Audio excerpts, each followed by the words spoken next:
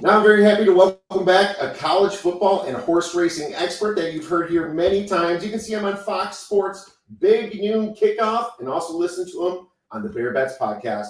Very excited to have Chris Fallica back to bring us some holiday spirit. You can follow Chris on Twitter at Chris, Fallica. Chris, how are things going? How you liking it over at Fox? Everything's been great. It's a great group of guys that we have there. A little different, obviously, just from what I've been doing the last 20-something years. But change has been good. So I'm hey, I got to spend a month in Australia this summer covering the Women's World Cup. So that right there, that kind of raises the bar a little bit. Well, for sure, my wife wants to go there. So I want to go too. Just want to wait till my youngest is a little older. You know what I'm saying? But it sounds like just a completely different world out there. And I was following you a little bit. I remember we got back super late, and that's why we couldn't do our futures bets. I do have a few rolling. I might discuss a little of that since we're coming up to championship week. But either way, here we are, man. And it is rivalry week. And also Thanksgiving. And, we love food, but we've done that to death. So I got a couple other ideas I want to bounce by you. By the way, I just had some Havarti with dill, so I do have to throw out one with the cheese. Havarti with dill it's phenomenal, man. There you go. So I made a macaroni and cheese this last week. That's different than the mac and cheese that I normally make. I used some shells with it, and I used Havarti, Fontina, cheddar, and I cut the brine. The rind. I'm already thinking brining a turkey. I cut the rind off of the edge of the brie, and I put some brie in there as well. And it was really, really, really good. It melted down really well. So Four cheese texture, man. Cheese. Yeah, Four cheese with texture. Oh God, genius, my man. You got it all. I tell you.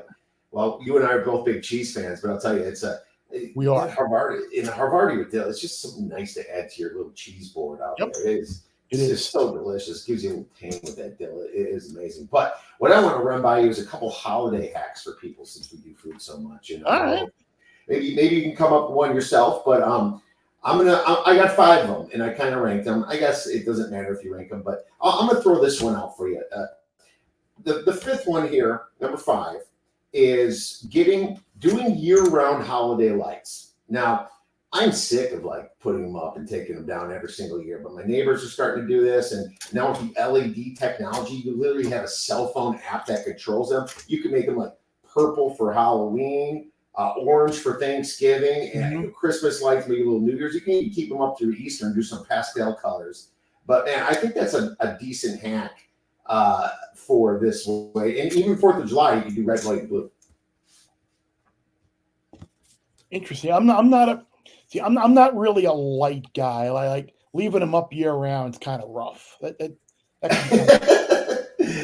They're more built for it, but I think they also need to be hidden under an awning.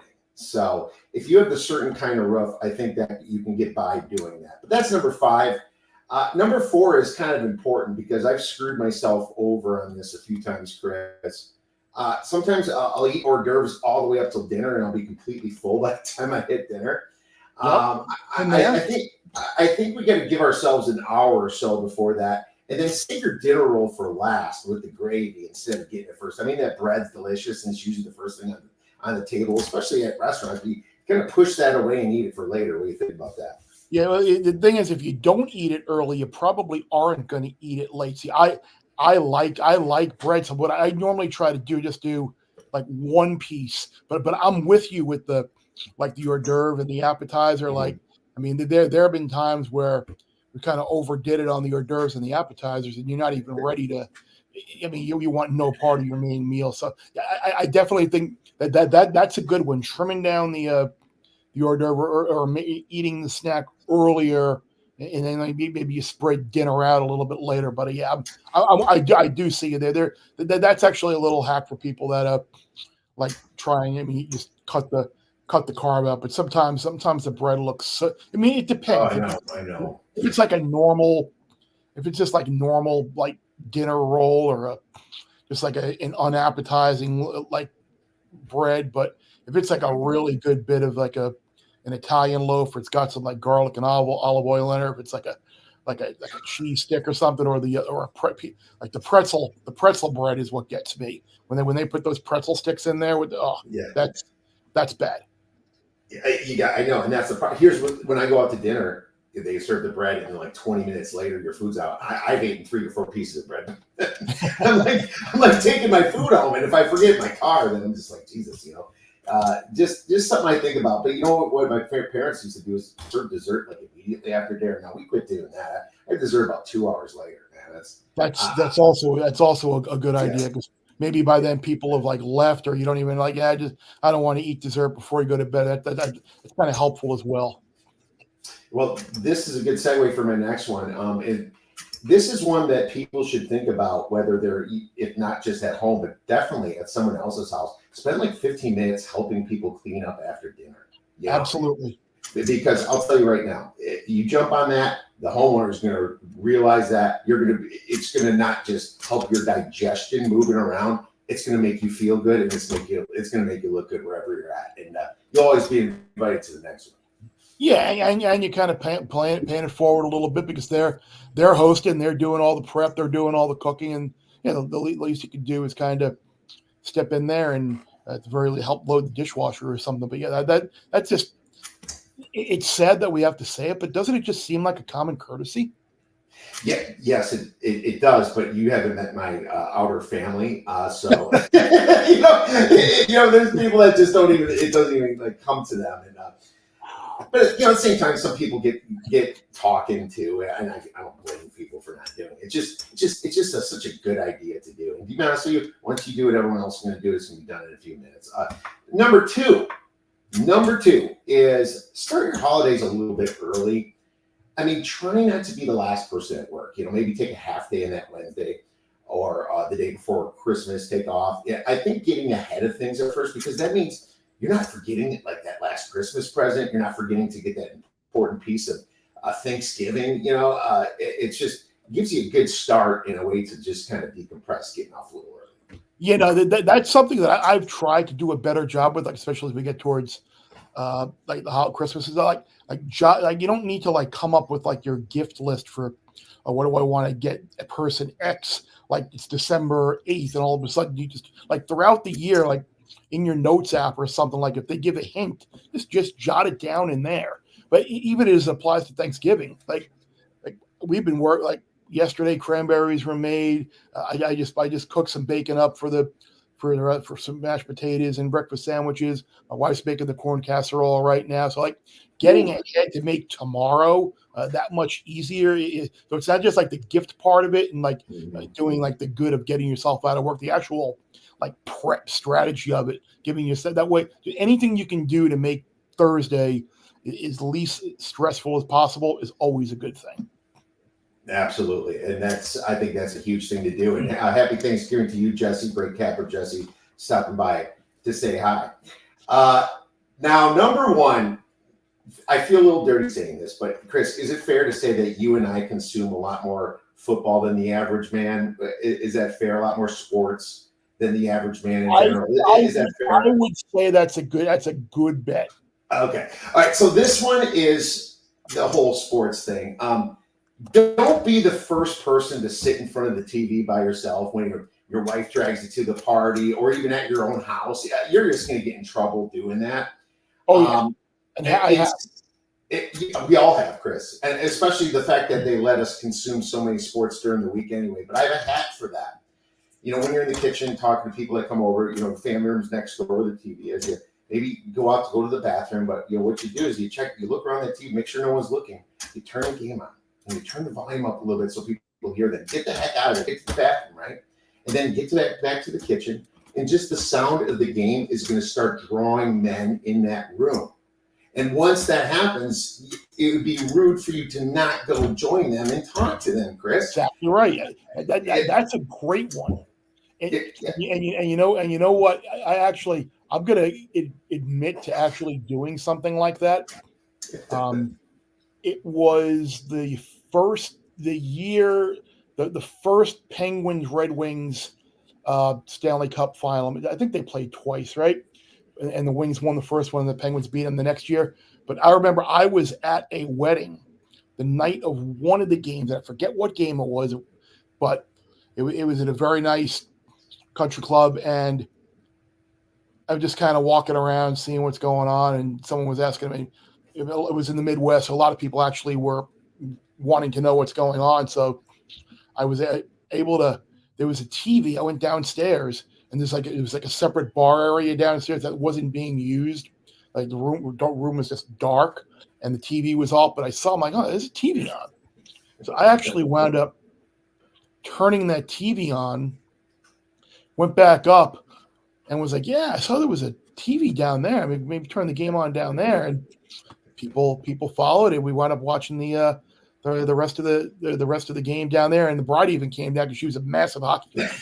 So she actually came down and started watching watching Penguins Wings with us for a little while too. So it was great. I love it, man. I mean, carefully, my wife would catch me doing that, know exactly what I'm doing, and I don't know if she'd be too happy, but hey, whatever works for you. But that's so fun that you did that. We're strategic in these ways. The degenerate really comes out on us in these situations, but if you do it strategically, you won't get in trouble. I think that's really huge. So yeah, man, those are some hacks that I was thinking about. If you guys have any hacks too, feel free to tweet us at the Odds Breakers. I'd be really curious to hear of any awesome ideas that you have to help a brother out, watch some sports, or just get through the holidays. So we'll see if you guys have any great ideas. And Jesse's going to have tomahawk ribeyes because he's in Thailand. So there you go. I have a listener question. Is he hanging with Roxy? What's Roxy, that? I was going to say, is he hanging with Roxy over in Thailand? I don't know. I don't know if Jesse knows Roxy. I would assume he knows Roxy. Chris introduced me to Roxy. Chris goes to Thailand a lot too. And I don't know, Jesse, you know Roxy. Feel free to answer if you're still here. I know he does spend time in Vegas as well, but this might be a time of year we're still over there. Yeah, maybe. The weather's starting to cool off a little too much, so maybe he went back there. I know he was. I saw him there in August when I was there at the circus. So great guy. Give me this cool pen that lights up. Oh, terrific. I'll try to find it. But here we go. Listener question from Dima. So I know what you're going to say the answer already, but he said that he's asking, is there any big prices that you can currently like in the NFL awards market? He said Hurts at $250 for MVP plus $250, Campbell for plus $150, probably Defensive Player of the Year. Campbell for coach, not Calais Campbell, and then Garrett for Defensive Player of the Year at plus $110. So Campbell for coach. I mean, these numbers are bad, but what do you think on any NFL futures? I certainly wouldn't bet Jalen Hurts at that price to be MVP. Like it, I mean, yeah, the Eagles are winning games, but I mean, Hurts has not been fantastic this year. Like that's something I wouldn't play. I do have a Myles Garrett at 6-1 from earlier this year as Defensive Player of the Year, so I am all in on that. I do think he ultimately will win.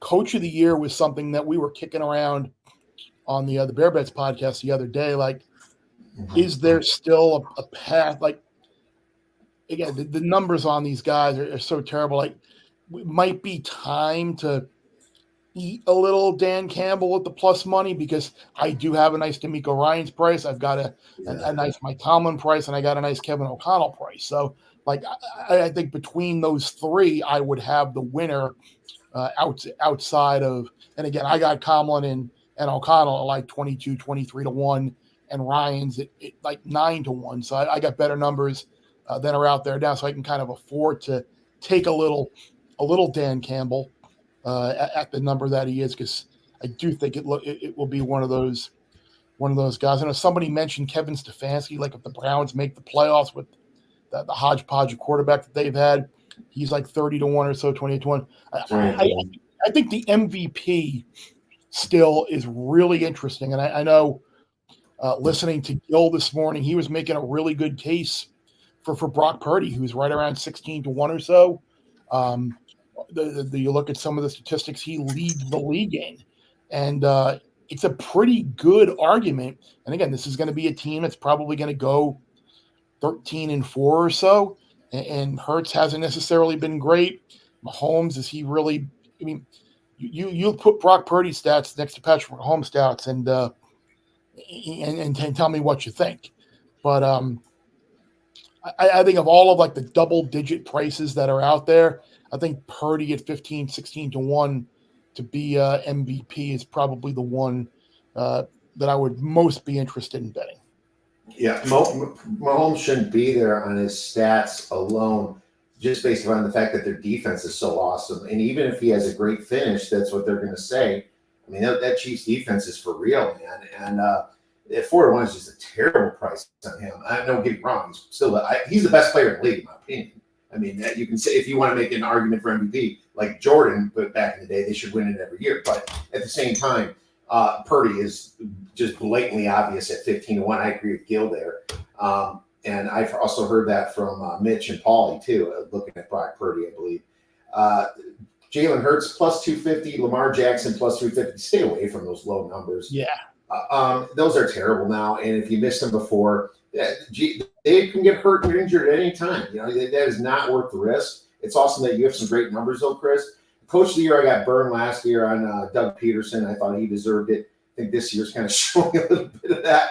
But, you know, in our mutual friend Will, he knew exactly what he was doing, and he had a great number, and I'm glad Will won for that. But either way, you know, I think that the coach of the year is probably bad priced with Campbell and Ryans, like you mentioned. Now, the problem with coach of the year, I can make a case for 10 of these guys. I can't, you know? I mean, Shane Steichen's doing better than he should. Mike Tomlin, that record's ridiculous. You know, Kevin O'Connell doing all that without a quarterback. D'Amico Ryans, the Texans are just coming out of nowhere. Dan Campbell, the Lions are possibly the number one seed. You know, it's just, there's just so many things you can say about these coaches. I think Kyle Shanahan's the best coach, personally. And, you know, he's 22-1. So if you think they actually changed their mind and give it to the guy that's actually the best coach, then he might be the one. A couple of those decisions that Kyle made in the against the Rams in the NFC Championship game a couple of years ago, there might be some people who disagreeing with you on that assessment. That's for sure. Okay, well, you know, he's had some mistakes, and that's one game, but man, he's really getting through the regular season. Yeah, I think he made it to the Super Bowl. He made some mistakes also in this beginning of the first half, but still, his schemes and his plays and the way he gets his players fired up has been almost second to none. So, yeah, I guess that's the answer right there. Don't take anything low, I suppose, Dima. That's what Chris and I probably suggest. And unfortunately, you can get too invested in some of these markets at times. And, you know, the MVP market, Chris has great numbers, I think, on, what was it, Bo Nix, you said. And don't you have Nix and Jalen Daniels? No, I do have Bo Nix, but I did not get it until it was around plus 275 or so, because I was truly convinced that either JJ McCarthy or Jaden Daniels was going to win. So yeah, I got Jaden Daniels at 35-1. I got JJ McCarthy at 30-1. So I mean, McCarthy's obviously out. His game is kind of fallen off, but I did buy some Bo Nix at plus 275. So okay. I feel good that I've kind of, I don't want to say ARB calculated it out or whatever you want to call it, that I do feel pretty good. I'm in a good position where I think I think Daniels should win. If I had a vote, that's who I would vote for. Mm-hmm. But I look, if Bo Nix wins, that's fine too. He's a very deserving candidate. But I'm just going to be curious. I do think, though, push comes to shove, if Oregon does win the Pac-12 championship game and they win the Civil War this week and make the playoff, I think the majority of the voters will vote for Bo Nix, and I think he will win. But if Washington were to win that Pac-12 title game, I think Jaden Daniels certainly is alive because I think he's certainly what he's doing is a historic season. Historic with a terrible defense, you know. At least Joe Burrow's LSU team had a little bit better of a defense. It wasn't a great defense, but it was definitely better than what they have right now. Yeah, you can't fault Daniels for the 3 losses, which he's been unbelievable in. His defense has allowed 50, 38, and 35 points or whatever the hell it is in those games, and he's been fantastic. So Right. he's leading the country in total offense by like 80-something yards a game. It's ridiculous. That is ridiculous. Jeez. It reminds me a little of Lamar Jackson's MVP season. It's kind of the same stats, same situation, 2 or 3 losses. I think Lamar had that year. I think that he will. I assume he'll play his bowl game. It's probably going to be a later bowl, so we'll get into that. The bowl. I think there's going to be a lot of people sitting out this year for the bowls, but we'll see how that. Oh, I would think so too. Yeah, absolutely. All right, let's get some games, man. We didn't pick the Egg Bowl, Michigan, Ole Miss versus Mississippi State, but the only way I would bet is Ole Miss. But it's just these games are just so weird that your numbers can just have one a massive favorite, but the rivalry part really comes in a lot. And I don't like laying points like that in rivalry games. Things that happen that don't make sense during those games the way rivalries are. So it's just my number's 12.5. It's 10. I'm staying away. I'm guessing you're staying away too, or yeah. I've got no play on this game. It maybe could be like I might look at like a Mississippi State team total under if I'm looking at something, because I know Will Rogers came back, but he has not been good this year at all.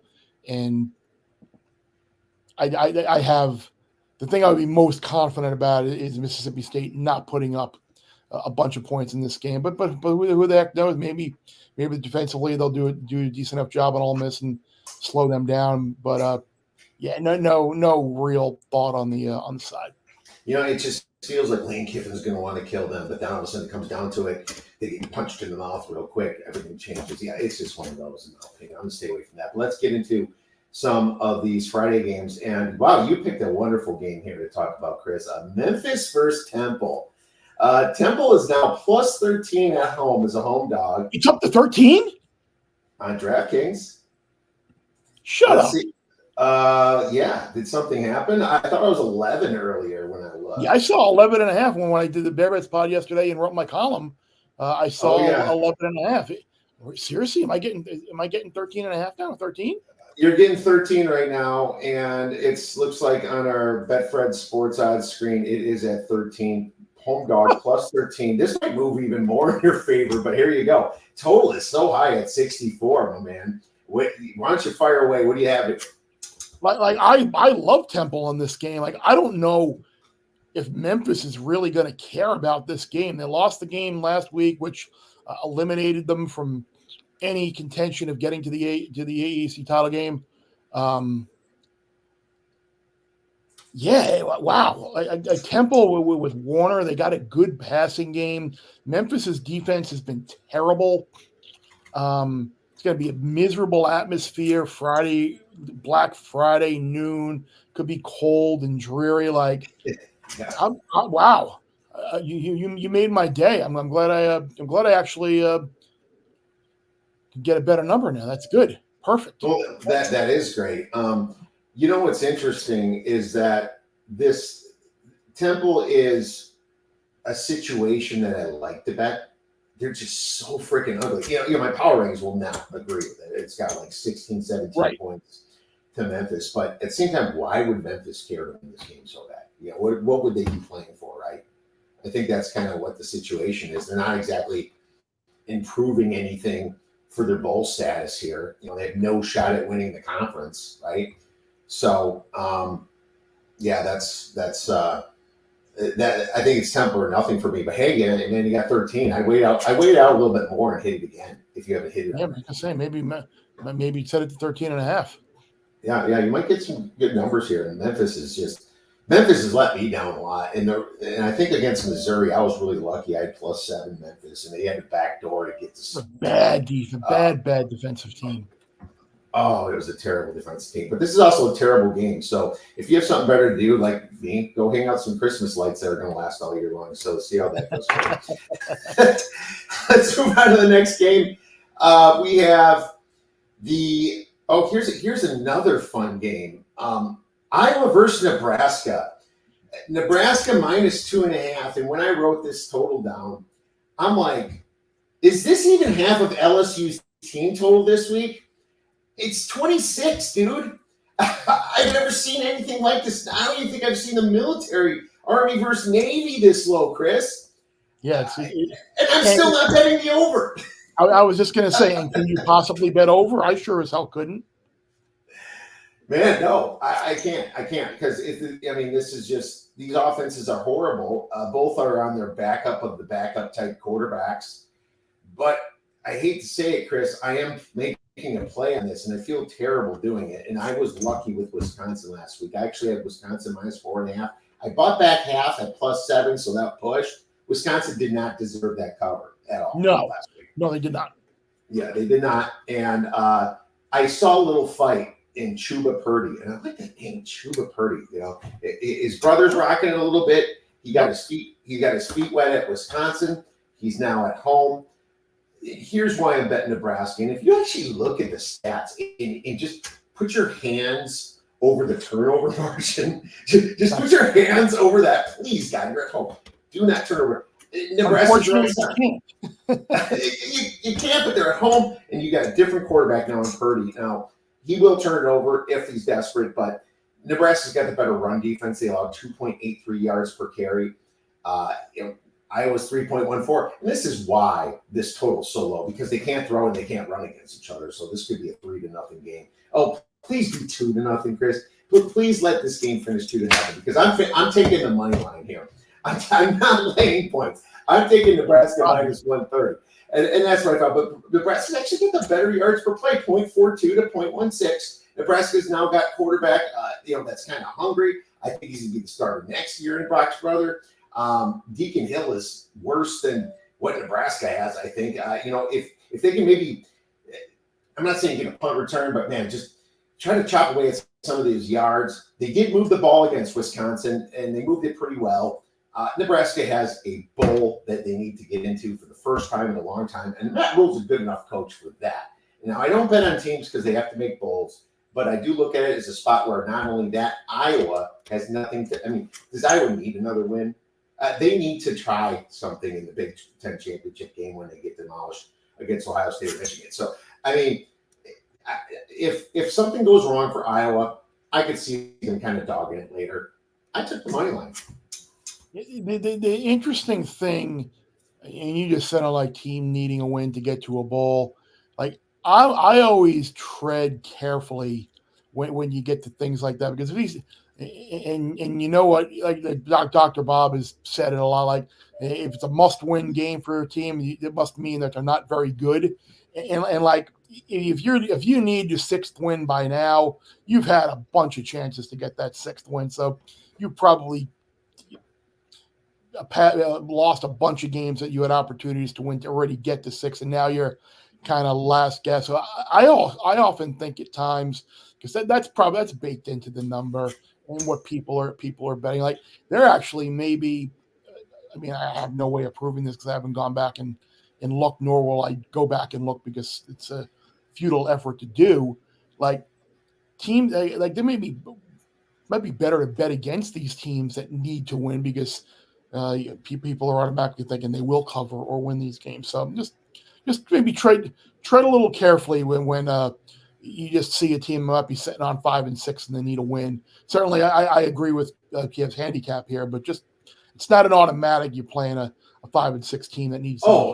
Just like you say with trends all the time when you give them out every week, it's like this is just part of your handicap. It was just one of the 5 or 6 things I just mentioned, right? Yeah, absolutely. Do not think that you're going to get by doing that in situations, because this is still a rivalry game. Playing for corn rights, for playing for extra fields you can plow in this situation. So yeah, or as Big Cat said, it's Iowa versus body double Iowa.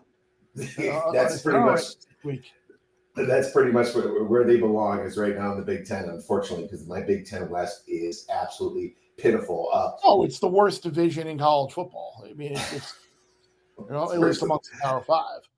But it's worse than the Sun. Shout out by the way to Chuba Purdy's dad, Sean Purdy. I went to school with him in Miami. He's a baseball pitcher at Miami when I was down there. So good family genes going there. Oh, look at that little Miami. Yeah, you don't have to worry about Miami. It's basketball season too. Just remember. We are a basketball school, exactly. A little back from the comments. Yeah, Jesse says he's in Chiang Mai, and Moxie's in Fuck It, I believe, right? FPHUKET, isn't that how you say Yeah. it? Yeah, That's very strange. exactly how it should be said. Very, very strange thing. I always laugh when I see the Thai restaurants say that. And then, yeah, he thinks that he kind of likes the Ole Miss in this because they're just going to run all over him. But Sean Kanaki's got a question for you. He says, do you have any thoughts on the Clark Stakes at Churchill on Friday? I mean, we're going right back in horse. I haven't looked. I have not. I have not downloaded any PPs yet for this weekend. Maybe I can get something done Friday morning, but beforehand. I know there's a big pick six carryover. I think at Del Mar too. But I unfortunately have not had an opportunity to look at any horse racing this week. It's the thing that stinks about this week is that like everything is condensed and moved up because of the holidays. So getting the pod done, getting my columns done, getting the script done for like everything's been done Monday, Tuesday, Wednesday, and now family here for Thanksgiving. I'm not going to be able to slip away and look at the ponies tomorrow. So maybe I can squeeze a little time in on Friday morning, depending on my travels and meeting schedule over there in Ann Arbor. I'm sure our guy Sean would love if you tweet something out about it. So that'd be cool. Yeah. I'm taking this personally, by the way, here from General Mitchie Moss. He just listed me a plus 725 to win the green jacket. The fifth choice. I'm 2 points back. That's not bad. 2 points back of a repeat, and he's posting 725. I might put a little money on myself there to. Well, there you go. Plus 725. Double invest plus 725. That'll help you out. I had a good week last week. I was 5-2, and I was mad because the final game it came down to Notre Dame laying the points and Cincinnati plus the points, and I took the dog, and UC was never in the game, and Notre Dame predictably blew out. I was on West Virginia last week. Yeah, a lot of people were. I guess it was one of those Cincinnati. It's like, are you going to double down on them like Temple again? Some people are on Cincinnati too this week, I've heard. Yeah, I did have Temple last week. They were the right side against UAB until they weren't the right side. Yeah, I know. I thought, I was like, oh, Chris has got this going. And then I look later, I'm like, what the heck is happening? Well, that's how it is sometimes. But let's have some fun with North Carolina versus NC State here. And wow, this is a spread that just smells a little bit towards the NC State's at plus 2.5, huh? North Carolina. I don't know why North Carolina is favored, to be honest with you. North Carolina has not played well against FBS teams the last month of the season. They've lost for three of the four, and the one win was an incredibly fortunate, lucky win against Duke in Chapel Hill. Defensively, they've given up 36, 45, 41. 31 in the last 4 games against the FBS teams. Throw out that game against Campbell. That doesn't matter. I mean, this is a trend that we've seen the last few years, where UNC gets off to that good start. People think they might be a contender in the ACC, and then they just absolutely collapse as the season goes on. This is probably the best coaching job that Dave Duran has done. Defensively, they've been great. They have not had great quarterback play all season long, but I know they've had maybe a little bit of turnover luck, which obviously matters. You wonder maybe this is the final time we'll see Drake May in North Carolina uniform, because the bowl that they're going to be going to is not going to be of the New Year 6 or playoff variety. So I took NC State plus 2.5. If you want to buy it up to 3, you can do that. But I think there's a good chance that the wrong team's favored here. Yeah. Here's my recency type rating has North Carolina and NC State to pick them. But if I use long term, it's 4.25. But I'd go with recency a lot more, because I think I'm undervaluing NC State with some of the stuff they've been good to me since the Notre Dame choke. I was on them against Notre Dame, and they were within 7 in the third quarter. Then boom, it spun out of control. I think a lot of people are on NC State plus 8, but they've been a lot better since then. Yeah, Dave Duran. He got this defense a little bit more on track, and man, he works some magic with the quarterbacks. I thought that the one that they had was there to stay. His name's left my mind right now, but they've got a good quarterback that's playing good football right now. Oregon State versus Oregon, Chris. I'm picking Oregon State versus Oregon, and This is minus 13.5. The total is 62. And I texted you on Sunday, or Monday. I said, man, I wish I bought back on Washington last week. But here's the funny thing. This was Oregon State's home run spot. I mean, last week was. And they blew it. It's just, you had DJ did not have a good game at all. No. He was one part. He made my ugly this week on the earlier show. He made my ugly. It was bad. But at the same time, how do you get up for this game, even though it's a rivalry? I mean, you're not playing for anything here. Maybe to try to upset your Oregon. But I'll tell you right now, man, the way Oregon had it easy last week against a quarterback-less ASU team. My son was at that game, by the way. I was like, son, you might be leaving by halftime before you left. I was like, tell your friend's dad to bring me. I'm like, what the hell? But anyways, it was it just made it so easy for them. And now that one loss, they're gonna. I just feel this is a spot they're gonna put a pounding on Oregon State, man. And I don't normally lay 13.5, Chris. You know me. But it's a statement game, and it's a statement to get back into that top 4 discussion, to get that respect. And they have the defense that it takes to slow down a rushing team like the Beavers. They only allow 3.4 rushing yards per attempt, 4.8 yards per play. But dude, that would be better if they didn't have the scrubs in a lot of these fourth quarters, right? I think that would be even better. So people look at stats, but they have to remember that, especially with our days with Georgia and Bama, Cap, and all those games, that they're better than the numbers even show in some situations. The Ducks have a 1.5 net yard per play advantage. Oregon ranks number 2 in EPA margin. Home road splits. Both teams are great at home, and both teams are bad on the road. So I'm laying the points here. I was saying, do I get a 13 here? And a couple books pop 13, but I'm like, you know what? To give it out to our members here, I'm giving out 13.5. This is going to go back 14 years. And I think if you factor in, they'll probably want to get Bo Nix some Heisman padding type stats in here. And the other thing, I wonder if subliminally the team is kind of, I don't want to say at the end of its rope, but like it's your final Pac-12 game. You're playing your rival. You know your coach is gone. Like he's probably going to go to Michigan State. The assistants are probably behind the scenes figuring out whether to go to. Great point about Smith. Yeah. I mean, yeah. So I'm with you. It would be Oregon or pass for me. Yeah. I this could be over by half. I might even bet the half as well in this. Okay, Colorado, Utah minus 22, total 51. Chris, I feel like you're kind of having the same type of thoughts that I just did about Oregon. I laid 21.5. I found 21.5 on FanDuel. I don't know if it's still there, but I know 22 I would still happily lay. Like they're like I would be shocked if Shedeur Sanders played. Like he got beat up last week. The offensive line is terrible. His own dad might not let him play. Yeah. The offensive, the change of coordinator to Shermer was terrible from Lewis.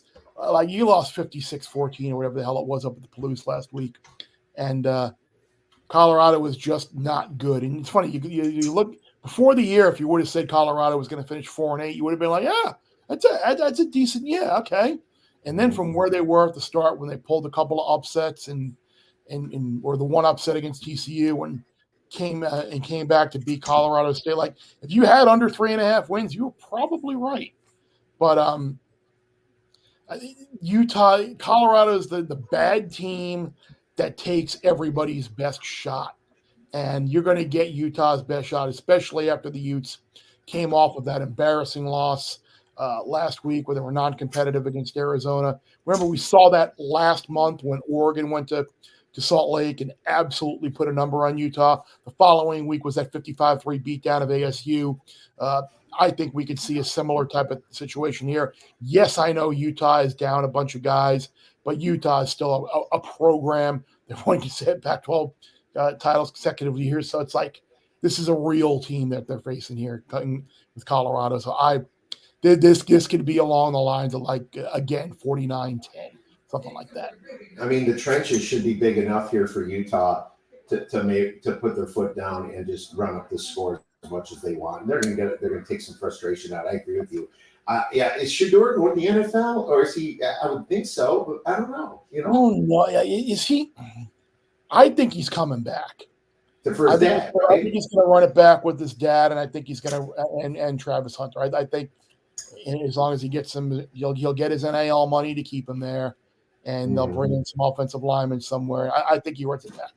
Yeah, why not? I think he runs it back too. Maybe they'll probably actually focus on transfers for the line. And yeah, I want Deion to succeed. I think a lot of people hate him for some reason, maybe because he's popular but got a little bit of ego. But I think he's good for the game personally. I like to see. It's funny you said that, because I think, and I actually talked about this a little bit on the pod yesterday with Jeff, Sammy P, and Will. Like, I think at the start of the year, everybody was so excited. Like, they wanted to see it work. They wanted to see him do well. They were rooting for him. And I think as the year has gone on, I think maybe there is a little bit of a school of thought out there. Like, all right, he's taking his now. He came in, overhauled the roster, did this to the staff, brash. And like, I think there are probably some people out there kind of reveling in the fact that they're struggling, but I hope he does do well. I mean, right. I think it's yet a Hall of Fame player coming back to coach college football. Like, that's a great model example to show that former players can potentially do a really good job. So we'll see what happens next year. But I think as the year went on, I think they're a little more people who kind of rolling their eyes and such.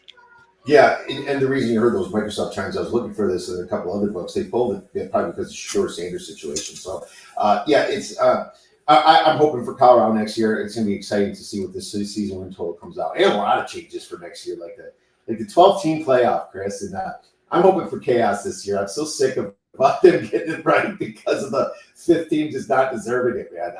I know we've had our differences with that, but man, I think it's just better for schools in general to have a shot at it, my friend.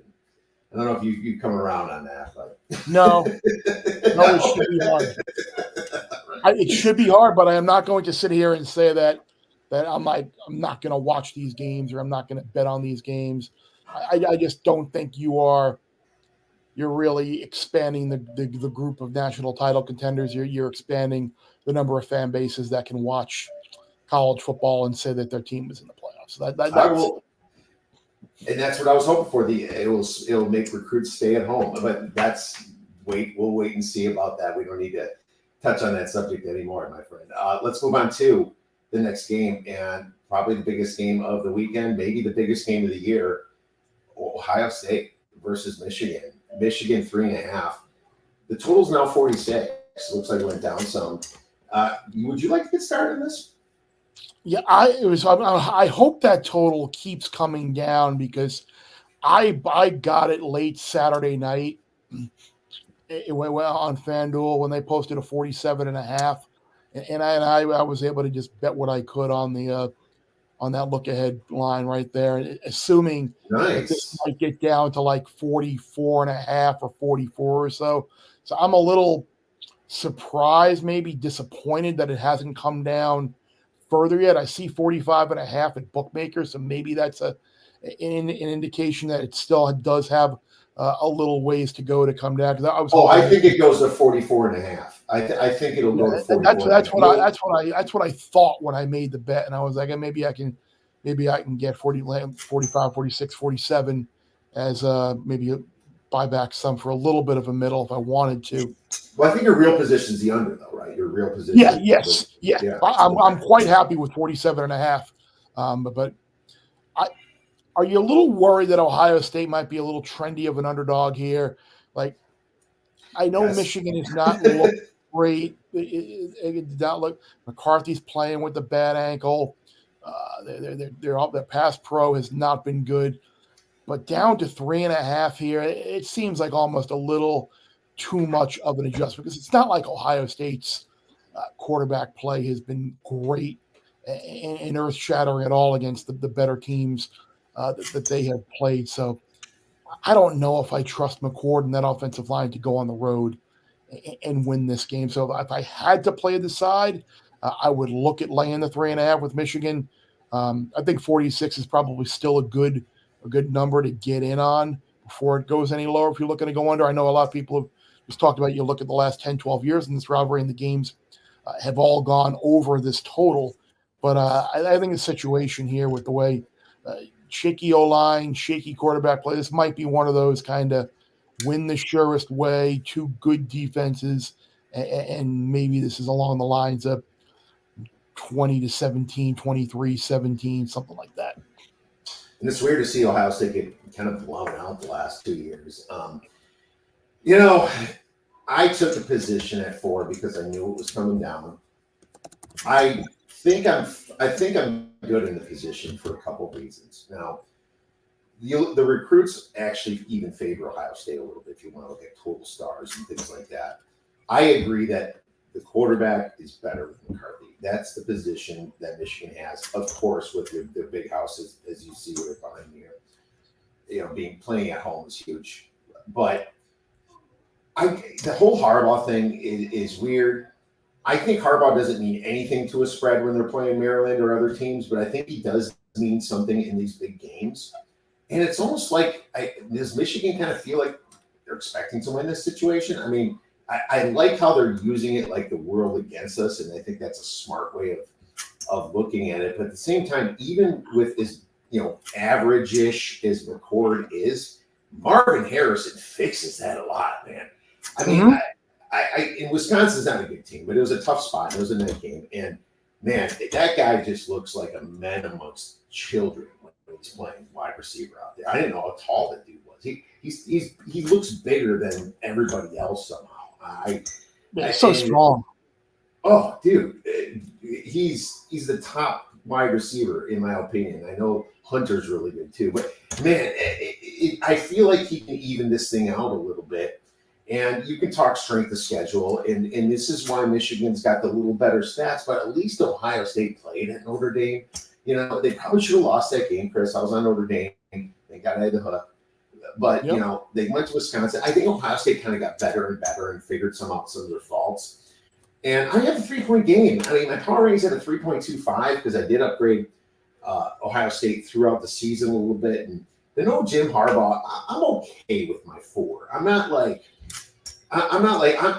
to put a buyback unless something happens. But, if I get real scared, I'll just tease Iowa up to 8.5, man. Tease with Michigan. It's like, tease college football. Even when the total's 26 points. It's like, that's what Will was talking about yesterday. He's like, a 10-point teaser, 16. I go, I guess, but there's certainly a non-zero chance that game ends 13-10 or 13-3. Exactly. And so 10-6. It could be a 10-0 game. Yeah, a 9-0. I mean, that's just such an ugly game. And it's half kidding. But I'm okay with the 4. I think it's a 3-point game. I'm okay with 3.5 too. I think that Ohio State keeps it close. And this could be a situation where Michigan hasn't fallen themselves in too often, possibly down a score or so, maybe the second quarter or something like that. I think the thing about Ryan Day is that he's had his bad games against Michigan, but he can scheme something up to possibly jump him a little bit and give McCord a little confidence. The way they both beat Penn State was pretty disgusting. I was on Penn State that game, and I am +7, and it closed at 3.5, 4, and I still lost that bet, and I was just That's the thing. It's a rare opportunity for Ohio State and Ryan Day to be an underdog and get to play that roll up some, for sure. Well, let's talk a couple random games before we go. Alabama, Auburn. It's funny. How is nobody mentioning the Iron Bowl, Chris? I mean, 14.5 is the spread though, and Auburn's a home dog. Total 48, and I'm kicking myself because I didn't bet New Mexico State, and I had them circled to bet, and I always sprinkled money line on that. I always sprinkled money line, but I didn't bet them because I just didn't know about Pava, and I just got too busy watching the games. And then all of a sudden the game starts, I'm like, oh Jesus, I forgot. And of course they freaking win outright after they embarrass Ole Miss. I've never seen a different team from week to week. This much of it, you beat Ole Miss, a good top 20-ish team, whatever. And then you lose to New Mexico State and Jerry Kipp. Well, they lost to Ole Miss.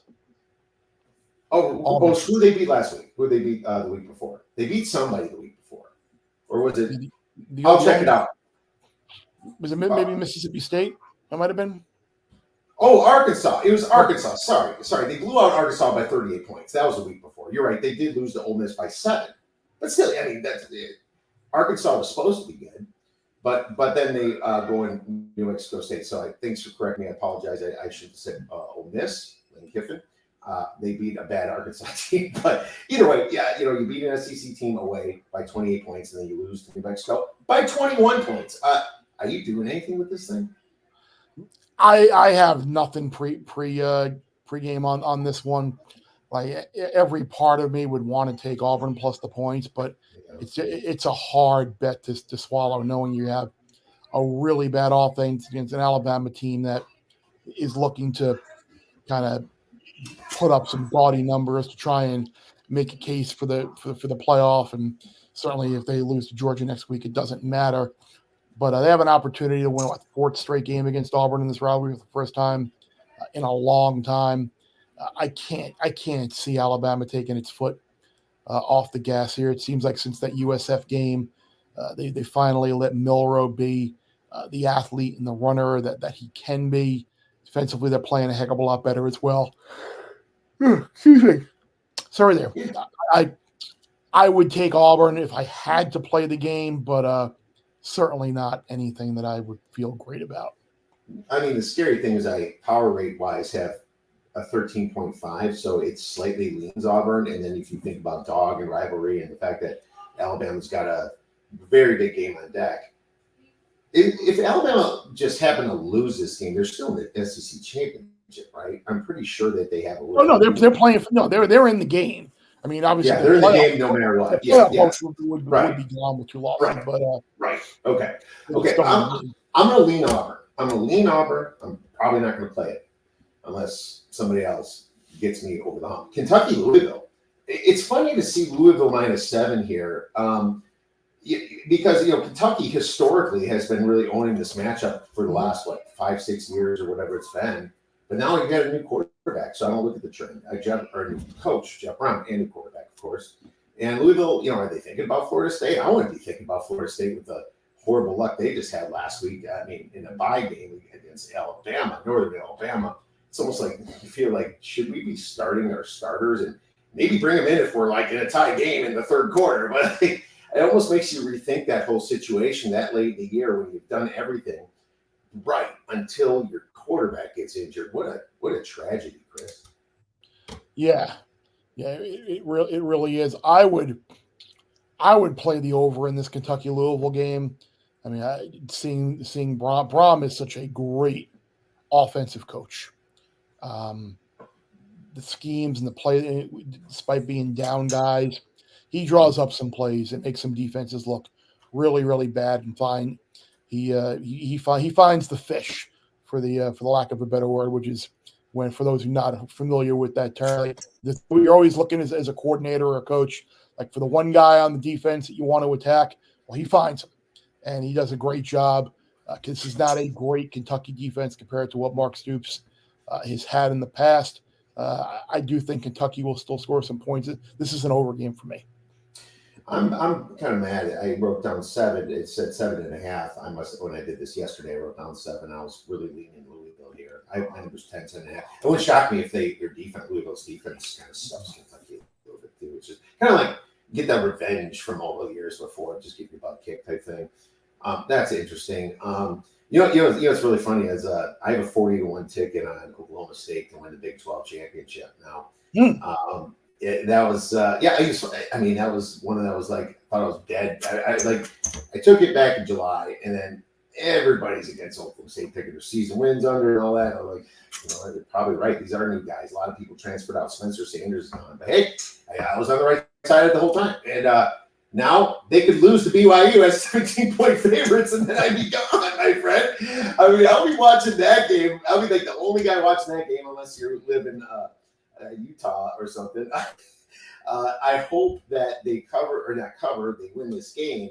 But man, I'll tell you this, I want to hedge out of that, and I'm curious what the line's going to be against Texas. I'd say about 7. But man, Do you think they could drop something like that at home against BYU's terrible play? No, I don't. I think BYU's circle the wagons type game was last week when they gave OU all they could really handle in pro. I think OU is interesting. I mean, I don't know anything, but I would think it's going to be very hard for Dylan Gabriel to play, having gotten a concussion on Saturday, and now you play early on Friday. Like that seems like a very quick turnaround for someone in concussion protocol. And who knows if Jalil Farouk is going to play? Like OU could be down some guys. I actually did like TCU plus the points in this game. I know Jackson Arnold is this all-world recruit, but he's still a freshman. Still doesn't have a ton of playing time. It'll probably take a little while. Right. Yeah, I agree too. BYU's banged up. Very interesting situation with them.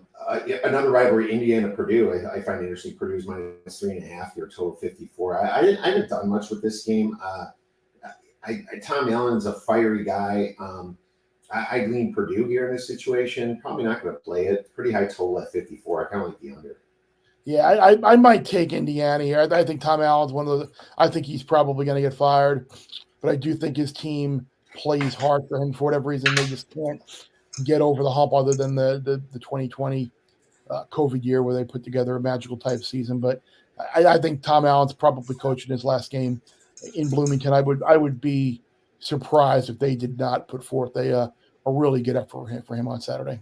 No doubt about that. All right, man. Well, we hit a lot of college stuff.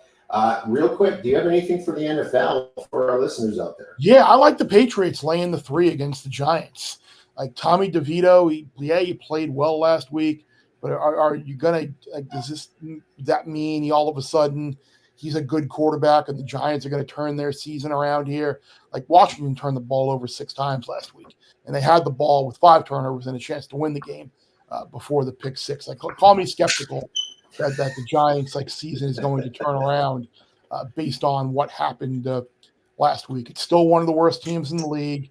Numbers down to 3. I know the Patriots are not great either, but I think the Patriots may get a little bit of a boost. I'm expecting Bailey Zappi to start, and I think that will go over well in the locker room. Well, as long as it's anybody but Mac Jones, that will go over well in the locker room. I don't think it's going to be Mac Jones. I think Belichick against DeVito, advantage Belichick. So I did lay the 3 with the Patriots against the Giants. All right, 3 points. And be careful, don't take 3.5. Find the 3, most key number. Obviously, if you're a big listener to this show, you already been knowing that for years. But yeah, it's funny. I took 3.5 for the Giants, but I wouldn't take 3 because I have a rule that when there's 2 bad teams play each other, you take the points. Although the Giants are pretty bad. They're the lowest team on the power ratings, man. I mean, can the Patriots do something here and get out of embarrassment? I mean, that's the thing. Yeah, I mean, I would assume it's not Mac Jones playing, but man, that's a ballsy pick of you picking the Patriots in this situation. It's do or die. It's the type of week it is in the NFL, man. It's not the most attractive NFL week, but that looked like the best of a bad bunch of games. What about is there a downgrade or an upgrade from Wilson to Boyd? Zach Wilson to Tim Boyle? I don't know how there possibly could be a downgrade. Zach Wilson, terrible. Well, the market moved from 7.5 to 10. I don't get it. I don't know why. I get people just want to he's the backup to Zach Wilson. He must really suck. But I think you're gonna. I mentioned it with the Patriots. Being a Jets fan and when watching this team week in and week out, defensively they're still putting forth effort, knowing that they have no chance of scoring on offense, 0. And the fact that they're now going to be rid of Zach Wilson at quarterback and have an opportunity to get a different guy in there, that might give the defense and everybody else around them a little bit of a jolt, a little bit of a boost, knowing that they're no longer saddled with the Zach Wilson albatross. So it was funny when I did the Megapod with Gil and Todd and Will before. Gil always asked who's the big favorite that came back to you on Monday, and he said they lost. Who would it be? And I thought it would be the Dolphins for all those reasons. This number up to 10 now, I think, is too big of a move. I mean, here's the thing. How the heck does a coach let him? And this happened last year. If the team hates him, how do you last so long starting at quarterback? You know, you're better off with Tommy DeVito, or someone like that. Of course, which is Boyd. It's just this could be this like the Kansas City Chiefs type game that they had. And the weather's not going to be great. It's cold. Right. Isn't it going to kind of rain out there too? Mm-hmm. It's a miserable day here on Wednesday right now, and I don't know if Friday it's going to clear out by then or what the deal is, but yeah, it's certainly not going to be balmy. It's not going to be the type of weather the Dolphins would have in Miami, that's for sure. Yeah, division game. Yeah, I think the Jets will show up now that they got a new quarterback, even though he probably sucks too. But what doesn't suck, Chris, is you coming on the show and talking to our listeners. We really appreciate so much, my man. Where could our listeners get your great information if they Bear Bets podcast, wherever you get your podcast, foxsports.com. The columns are up every week as well. And then Big Noon Kickoff on Saturday. Yeah. You see Chris every weekend on Big Noon Kickoff. Keep checking it out. A huge thanks to Chris, man. Hey, have a great Thanksgiving. Have a great time with your family, and we'll be watching you this weekend, my man. Great. Thanks, Kev. Have a great holiday.